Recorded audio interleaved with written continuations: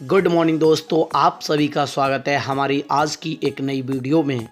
आज की वीडियो शुरू करने से पहले हम बताएंगे कल के जैकपॉट प्रश्न का सही जवाब और सही जवाब देने वाले। कल के जैकपॉट प्रश्न का सही जवाब है आधुनिक भारत का निर्माता राजा राम मोहन राय को कहा जाता है, मगर कुछ विद्वान पंडित जवाहरलाल नेहरू को भी आधुनिक भारत का निर्माता मानते हैं। इसका सही जवाब देने वाले हैं आयुष राठौर, जितेंद्र सिंह, अरविंद कुमार ठाकुर, नितिन सिंह, आदेश ठाकुर, ओमवीर ठाकुर, शिवानी पांडे तथा सुरभि राठौर। चलिए देर न करते हुए आज की वीडियो शुरू करते हैं।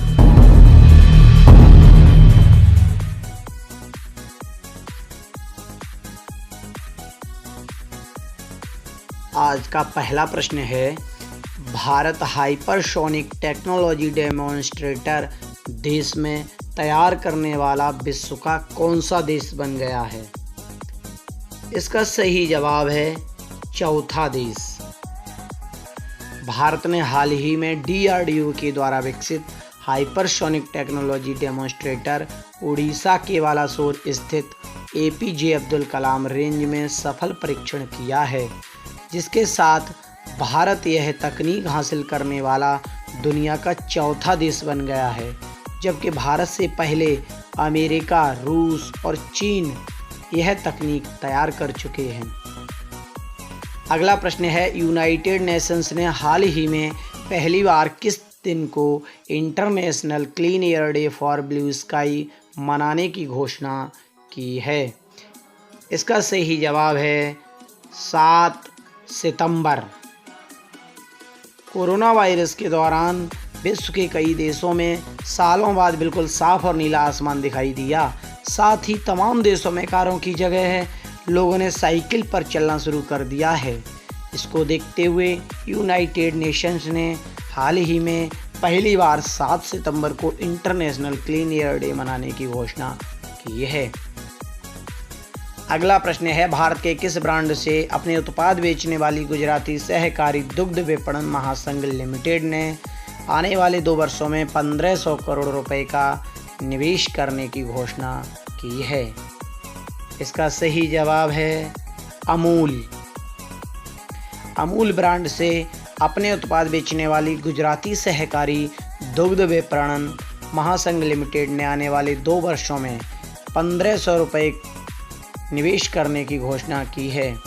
सहकारी दुग्ध विपणन महासंघ लिमिटेड 1500 करोड़ में से 1000 करोड़ रुपए दुग्ध प्रसंस्करण संयंत्र लगाने और 500 करोड़ रुपए नए उत्पादों के लिए खर्च करेगी। अगला प्रश्न है, 8 सितंबर को विश्व भर में कौन सा दिवस मनाया जाता है? 8 सितंबर को विश्व भर में कौन सा दिवस मनाया जाता है? इसका सही जवाब है अंतर्राष्ट्रीय साक्षरता दिवस। 8 सितंबर को विश्व भर में अंतर्राष्ट्रीय साक्षरता दिवस मनाया जाता है।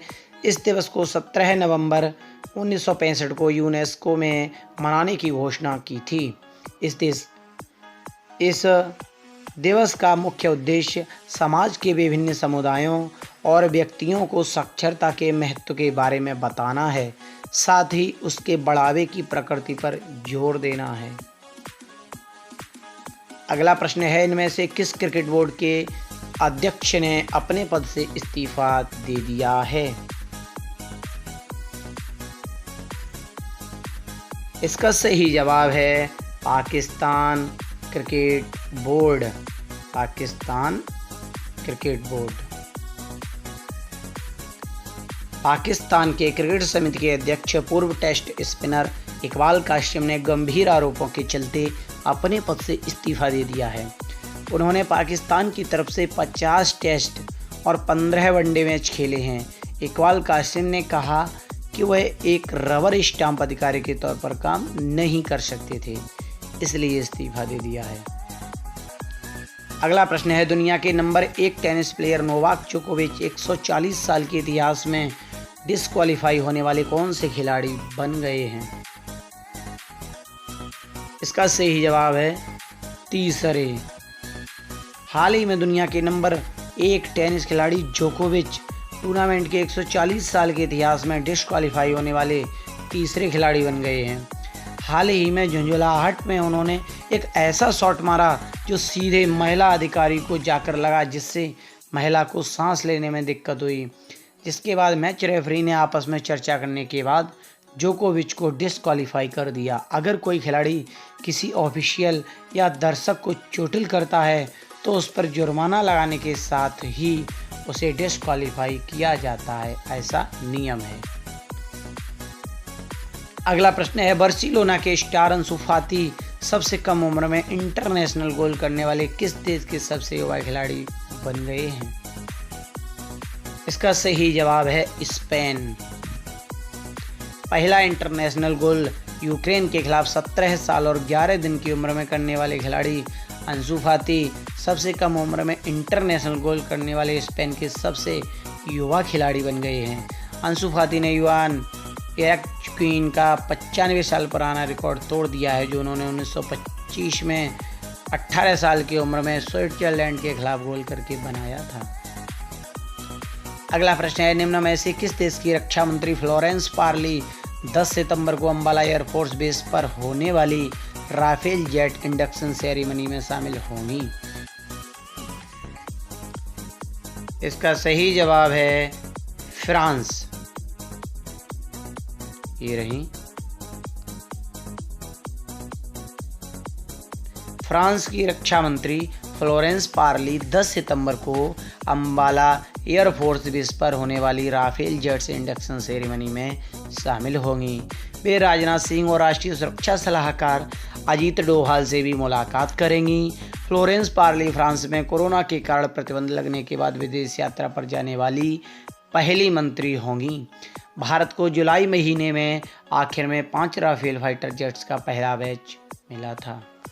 अगला प्रश्न है, वोडाफोन आइडिया कंपनी ने अपना नाम बदलकर क्या रखा है? वोडाफोन आइडिया कंपनी ने अपना नाम बदलकर क्या रखा है?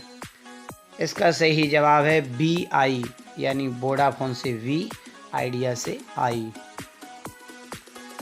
ये रहा इसका नया लोगो, देख लीजिए। वोडाफोन और आइडिया के यूजर। वित्तीय संकट से जूझ रही टेलीकॉम कंपनी वोडाफोन आइडिया अब BI बन गई है। कंपनी ने 7 सितंबर को अपनी रीब्रांडिंग की घोषणा की। इस कंपनी का मालिकाना हक ब्रिटेन की वोडाफोन और भारत की आदित्य बिड़ला ग्रुप के पास है। अगला प्रश्न है, किस राज्य सरकार ने वाटरशेड परियोजना शुरू की है? वाटरशेड परियोजना। इसका सही जवाब है कर्नाटक। कर्नाटक राज्य सरकार ने वाटरशेड परियोजना शुरू की है। अगला प्रश्न है, किस देश के वित्त मंत्री युवराज खाटीवाड़ा ने अपने पद से इस्तीफा दे दिया है? इसका सही जवाब है नेपाल। नेपाल के वित्त मंत्री और संचार मंत्री युवराज खाटीवाड़ा ने अपने पद से इस्तीफा दे दिया है। खाटीवाड़ा ने अपना इस्तीफा नेपाल के प्रधानमंत्री KP शर्मा ओली के नाम प्रस्तुत किया, जिसे स्वीकार कर लिया गया है। मीडिया सलाहकार सूर्या थापा ने बताया कि जो मंत्रालय खातीवाड़ा के पास थे उनको प्रधानमंत्री KP ओली देखेंगे। आज का जैकपॉट प्रश्न आप सभी के लिए ये रहा, भारत के प्रथम प्रधानमंत्री पंडित जवाहरलाल नेहरू जी की बहन का नाम क्या था? अपना जवाब कमेंट बॉक्स में अवश्य लिखें और वीडियो को पूरा देखने के लिए आपका बहुत बहुत धन्यवाद।